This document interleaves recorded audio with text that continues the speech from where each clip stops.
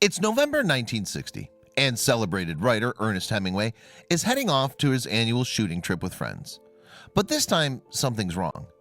And as Hemingway rants about the feds tracking his every move, those who know him best begin to despair. Eventually, he takes his own life, but it will be decades before the sinister truth is revealed. Born in the Chicago suburb of Oak Park, Illinois, in July 1899, Hemingway was immersed in the arts from a young age. In fact, his musician mother, Grace, encouraged him to learn the cello, a skill that would later be reflected in his acclaimed writing. And in January 1916, his debut article was published in the high school newspaper. After graduating, Hemingway continued to pursue a career in writing, taking a job as a junior reporter for the Kansas City Star. And there, he began to hone the minimal, concise technique that would come to define him. Then, at just 18 years old, he signed up to support his country during World War I.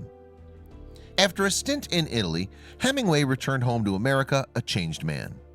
Needing to escape from his parents' home, he moved to Canada to write for the Toronto Star Weekly. Eventually, the paper made him a foreign correspondent, and in December 1921, he left for Paris with a young wife, Hadley, in tow. In Paris, Hemingway came into his own, rubbing shoulders with famous names such as Pablo Picasso and James Joyce. And although he continued to work as a journalist, he began longing for a writer's life. Eventually, in 1925, he penned his first novel, entitled The Sun Also Rises. His experiences of watching the bullfights in Pamplona, Spain, inspired it. Released to rave reviews, the novel was the start of a celebrated career in literature. And over the next decades, Hemingway published a number of nonfiction pieces, short stories, and novels. Today, works such as The Old Man and the Sea and For Whom the Bell Tolls are considered some of American literature's greatest classics. In 1939, Hemingway moved to Cuba, where he continued to write, eventually achieving international renown. And by the time that he won his first Pulitzer Prize in 1953, he was married to his fourth wife, the journalist Mary Welsh. Together they lived at Finca Vigia, a 15-acre farm some distance outside the capital city of Havana. Over more than 2 decades, Hemingway nurtured a love affair with the islands, always returning despite a number of stints abroad. And during that time, he developed an interest in local politics, publicly congratulating Fidel Castro in the aftermath of the Cuban Revolution. However, when it seemed likely that their assets would be seized, Hemingway and his wife left the country and returned to the United States. In 1959, Hemingway returned to Spain to work on a commission for Life magazine, tasked with writing about the lives of Luis Miguel Dominguez and Antonio Ordonez, 2 famous matadors. He invited his friend A.E. Hotchner along for the ride. But while the pair enjoyed their time in Europe, events soon took a darker turn. The next May, Hotchner received a telephone call from Hemingway, who was back in Cuba working on the Matador piece. Apparently, he'd written more than twice the required amount, and the state of the manuscript was causing him much distress. Eventually, Hotchner went to meet his troubled friend. In Cuba, Hotchner found Hemingway exhausted and worn out. However, he believed that the aging writer would soon recover. But when the pair met up again in November 1960 for their annual shooting trip, he could see that he'd been much mistaken. By now, Hemingway had entered into a state of great paranoia. When Hotchner disembarked his train in Shoshone, Idaho, he was met by Hemingway and Duke McMullen, a mutual friend. But even though their custom was to stop for drinks before beginning the hour's drive to the writer's home in Ketchum, Idaho, the agitated Hemingway insisted that they get moving. Apparently, he believed that agents from the Federal Bureau of Investigation were on their trail. Understandably, Hotchner questioned his friend over what interest the FBI might have in him.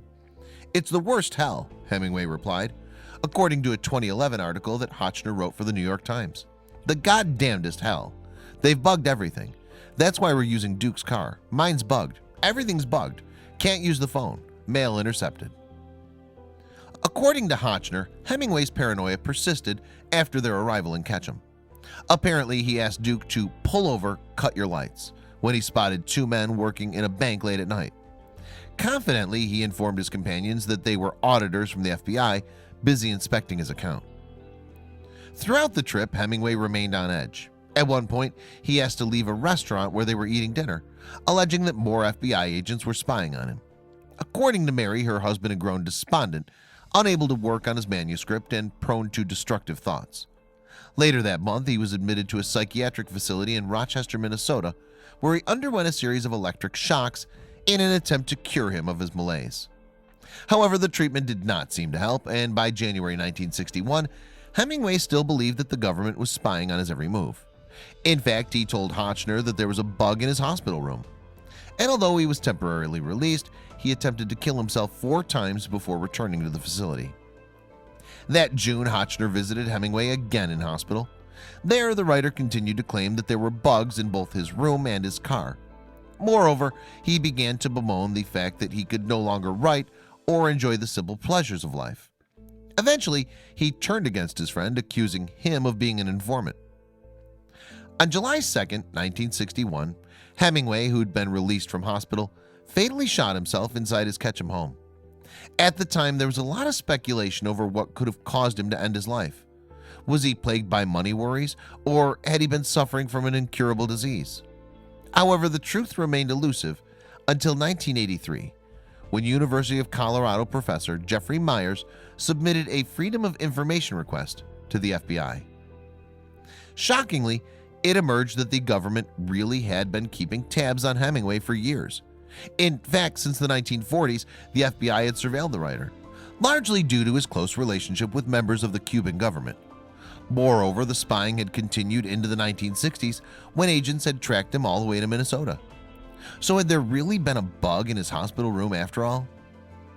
In 2011, Hotchner marked the 50th anniversary of Hemingway's death with an article reflecting on his friend's paranoia in later life, and how it might have been justified after all. He wrote, "I've tried to reconcile Ernest's fear of the FBI, which I regretfully misjudged, with the reality of the FBI file. I now believe he truly sensed the surveillance and that it substantially contributed to his anguish and his suicide."